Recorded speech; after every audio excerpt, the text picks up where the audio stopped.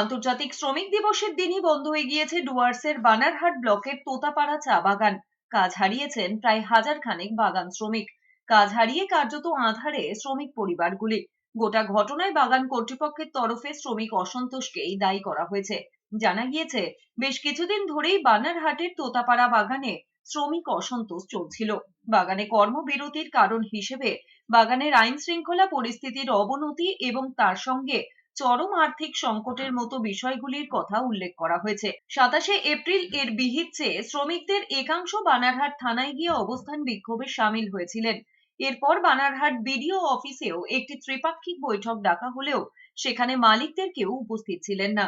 প্রশাসনকে চিঠি দিয়ে জানানো হয়, মালিকদের তরফে মঙ্গলবার বকেয়া মজুরির এক কিস্তি মিটিয়ে দেওয়া হবে। সেই মতো মঙ্গলবার সেটা দেওয়াও হয়। তারপরেই হঠাৎ কর্মবিরতি জারি হয়। পুলিশ প্রশাসনকেও তাদের সিদ্ধান্তের কথা মালিক পক্ষ জানিয়ে দেয়। सर का 3 पेमेंट ड्यू था। मालिक ने बोला कि हमारा 30 तारीख को पेमेंट होगा, एक शुक्र नहीं तो शनिवार को होगा बोल के ऐसा बोला। तो हम लोग आने के बाद में अपना गांव में बगान में अशांति ना करे, अच्छा से काम करे बोल के हम लोग सोचा। उसके बाद में आने के बाद में हम लोग यहाँ शांति बनाए रखा, कुछ भी नहीं हुआ।